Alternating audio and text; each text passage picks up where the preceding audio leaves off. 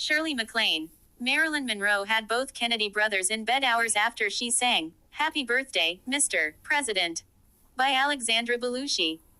Shirley MacLaine says Marilyn Monroe went to bed with both John F. Kennedy and his brother Robert on the same night.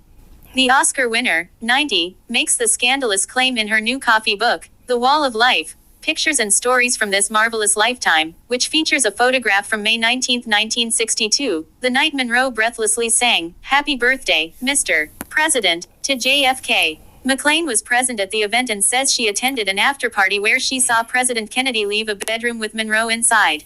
Shockingly, MacLaine asserts that Robert F. Kennedy, who was then serving as U.S. Attorney General, entered the room immediately after, presumably to have sex with the "Some Like It Hot" star straight after his sibling did.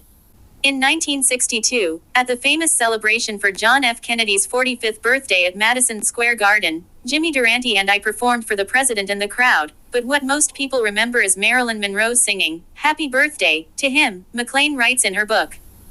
Afterward there was a private party at Democrat Finance Chairman Krim's home. Jack Kennedy had just walked out of the bedroom behind me, and Bobby Robert Kennedy had just walked in. Bedroom.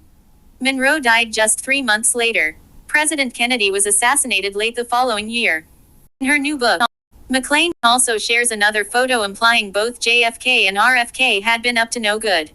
Beneath a snap taken in 1984, she writes, "Here I'm telling Teddy Kennedy that story, and he's laughing about how the boys got away with it all the time." MacLaine isn't the first to allude to the Kennedy brothers both being embroiled with Monroe on the evening she sang "Happy Birthday, Mr. President."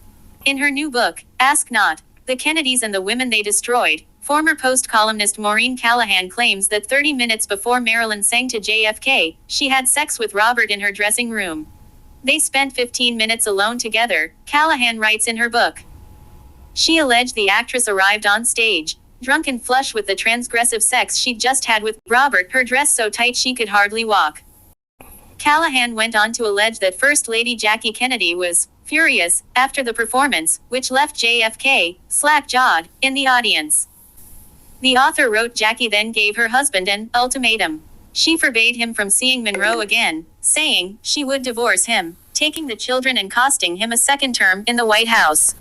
According to Callahan, however, Monroe's relationship with RFK continued. RFK even allegedly visited Monroe the night she died at her home in Los Angeles, August 4, 1962. The FBI and the CIA, Bobby and Jack discovered, had bugged Marilyn's house and phone line without her knowledge. Bobby wasn't leaving without the tape recordings, she wrote. Columnist Maureen Callahan has written about Marilyn Monroe's alleged relationships with both Kennedy brothers in her book, The Marilyn Monroe Files, and in various articles. Callahan suggests that Marilyn's relationships with John F. Kennedy and Robert Kennedy were not only romantic, but also tied to her emotional vulnerabilities and the political intrigue of the time. In her work, Callahan doesn't just focus on Marilyn's supposed sexual encounters with both brothers, but also explores how these relationships might have been part of a larger narrative involving power dynamics, manipulation, and secrecy. She discusses how Marilyn, drawn to the power and influence of the Kennedys, may have become entangled in a web of personal and political drama, which eventually affected her mental health. The claim that she slept with both brothers on the same night is one of the more provocative elements in this narrative, but it remains speculative and unverified. Like other authors and biographers, Callahan reflects on the Kennedys' complicated relationships with Marilyn, highlighting the emotional and psychological toll that their involvement likely had on her. While the exact details of these relationships are hard to confirm, the story of Marilyn's life caught between Hollywood fame and political intrigue continues to fascinate people. Jackie Kennedy's thoughts on Marilyn Monroe and her husband, John F. Kennedy, having a friendship, and the speculation about their rumored affair are not definitively documented, but there are some insights based on historical accounts and reports from people close to the Kennedys. It's widely believed that Jackie was aware of Marilyn's connection to JFK. While Jackie was known to be a private person, she was also keenly aware of her husband's relationships and the pressures of being married to a highly public figure. Some reports suggest that Jackie was not happy about Marilyn's proximity to JFK, given the rumors of their affair, and it said that she had a somewhat cool or distant attitude toward Marilyn. Jackie, however, often maintained a dignified silence about the affair, focusing instead on her public image and her family. On the other hand, there are also reports suggesting that Jackie and Marilyn had a certain degree of mutual understanding. Jackie reportedly met Marilyn at a White House event, and although the encounter was brief, Marilyn was said to have been charmed by Jackie's elegance, while Jackie maintained composure in the face of the rumors. Shirley MacLaine has often shared her unique perspective on the Kennedy brothers and Marilyn Monroe, especially given her close proximity to the Hollywood and political elite. In her writing, she typically delves into the mystique surrounding their relationships, particularly Marilyn's ties with John F. Kennedy and Robert Kennedy. MacLaine has suggested that Marilyn and the Kennedys were involved in a complex mix of personal and political connections, wrapped in secrecy and intrigue. Her insights are often quite candid, touching on how these relationships may have impacted Marilyn emotionally and professionally. And she even hints at conspiracy theories related to Monroe's untimely death. MacLaine's accounts usually blend Hollywood insider knowledge with a more philosophical approach, sometimes suggesting deeper existential reflections on fame, power, and destiny. Shirley MacLaine has discussed Marilyn Monroe's connections with both John F. Kennedy and Robert Kennedy in various writings and interviews. She describes Marilyn's involvement with the Kennedy brothers as complex and emotionally charged. Marilyn is said to have had an affair with JFK initially, drawn by his charisma, power, and status. However, as JFK's presidential responsibilities grew, Robert Kennedy reportedly stepped in, either as a friend or as a romantic interest, though the nature of their relationship has always been clouded by speculation. MacLaine has noted that Marilyn likely saw both men as symbols of glamour and influence, which appealed to her, but also added to her struggles. She suggests that Marilyn's connections to them placed her in a precarious position, emotionally and politically, especially considering the Kennedy family's need for secrecy to protect their public image. MacLaine hints that Marilyn's relationships with both brothers contributed to her feelings of isolation, and she has alluded to theories that the pressure from these relationships might have played a role in Marilyn's tragic end. Shirley MacLaine paints a deeply empathetic portrait of Marilyn Monroe, seeing her as a fragile and misunderstood soul who was captivated by the glamour of her connections with the Kennedy brothers, but ultimately overwhelmed by the complexities of those relationships. MacLaine suggests that Marilyn saw John F. Kennedy as an embodiment of American idealism and charisma, which drew her in and made her feel like she was part of something larger than herself. However, despite the excitement and allure, their relationship was shrouded in secrecy, and Marilyn may have felt more like a hidden lover than an equal partner, which fed into her sense of isolation and insecurity. When JFK's attention faded, MacLaine notes that Robert Kennedy, known for his loyalty and compassion, became more involved with Marilyn. Whether this involvement was romantic or simply as a confidant remains a mystery, but MacLaine hints that Robert may have genuinely cared for Marilyn, offering her emotional support in a way his brother could not. Still, this connection put Marilyn in an even more vulnerable position, as Robert was under pressure to maintain the Kennedy family's public image. MacLaine suggests that the combination of Marilyn's emotional attachment and the Kennedys' political obligations left Marilyn feeling used and disposable, amplifying her feelings of abandonment and desperation. MacLaine's reflections also explore how Marilyn's tragic ending might have been influenced by the emotional toll of these relationships. She hints at the possibility that Marilyn's connection to such high-profile figures placed her under intense scrutiny and pressure, possibly contributing to her untimely death. MacLaine's perspective often includes her view that Marilyn was a sensitive spirit who, despite her fame, felt deeply alone in a world that didn't understand her. It's a poignant and layered perspective, showing how Marilyn's relationships with the Kennedy brothers may have brought both joy and despair, pulling her between love and isolation. Shirley MacLaine's reflections on Marilyn Monroe offer a compassionate view of her as someone who was deeply vulnerable and caught between two powerful worlds, Hollywood and the political sphere. MacLaine sees Marilyn as a person who craved love, stability, and validation. Yet, despite her fame, She struggled with self-worth and was surrounded by people who often valued her for her beauty and celebrity, rather than for who she was inside. This desire for genuine connection, MacLaine believes, was what drew Marilyn to the Kennedy brothers. With JFK, Marilyn seemed to have found an electrifying but distant connection. As president, JFK represented a world Marilyn wasn't fully part of but deeply admired. In MacLaine's view, Marilyn may have seen him as a symbol of the strength and purpose she yearned for. Yet, she was also kept at arm's length, hidden away due to the implications her presence could have on his public image. This contributed to a sense of being valued in secret, but discarded in public, which only deepened her feelings of insecurity and unworthiness. When John's attention faded and Robert Kennedy stepped in, MacLaine suggests that Marilyn found a different kind of connection. Unlike his older brother, Robert was seen as more grounded, empathetic, and sensitive to Marilyn's needs. There's a sense that he provided her with some comfort and support, a sympathetic ear that she may have craved, especially as her career and personal life were unraveling. MacLaine implies that Robert might have genuinely cared for Marilyn, even if he couldn't fully commit to a relationship due to the Kennedy family's expectations and political pressures. However, MacLaine hints that this complex web of emotions left Marilyn in a fragile state.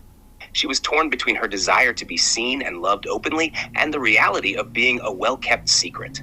The Kennedys' need to protect their image, and the secrecy around Marilyn's relationships with them only heightened her sense of invisibility. MacLaine speculates that these feelings of abandonment, isolation, and betrayal may have exacerbated her already fragile mental state, leading her to a point where despair overtook her. MacLaine also hints at the potential for conspiratorial undertones, wondering if Marilyn's untimely death could have been influenced by the powerful interests around her. While she stops short of definitive claims, MacLaine's insights lean toward the idea that Marilyn's closeness to the Kennedys placed her in a precarious position, making her a liability in ways she may not have fully understood. Ultimately, MacLaine's reflections create a picture of Marilyn as a sensitive, searching soul who found herself entangled in powerful relationships that brought as much pain as they did excitement. Her story, as MacLaine presents it, is one of a woman who, despite her fame, never felt truly seen or understood, particularly in her relationships with the Kennedys. MacLaine portrays Marilyn's life and tragic end as a cautionary tale about the cost of being close to power, without the security and care she so desperately needed. Yes, at one point, Marilyn Monroe did live with two men who were reportedly gay and shared a close platonic relationship with her. This was during a period when Marilyn was seeking stability and comfort in her life. The two men were Alan Whitey Snyder, her makeup artist, and his partner Ted Jordan, who was also in her social circle. Marilyn often felt safer and more relaxed in their company, as they provided her with friendship and support without the romantic entanglements or pressures she often faced with other people in her life. She reportedly would sometimes sleep in the same bed with them, but it was a friendly and non-sexual arrangement. This living situation was a reflection of Marilyn's need for genuine companionship without judgment or romantic expectations. The men were protective of her, and she could be herself around them in ways she often couldn't elsewhere. This setup provided her a sense of family, security, and emotional support during a turbulent time in her life. Marilyn Monroe's death in 1962 has been surrounded by theories and speculation, with some suggesting it may have been an assassination rather than an accidental overdose or suicide. The official report concluded that Marilyn died from an overdose of barbiturates, but inconsistencies in the investigation have led to many conspiracy theories.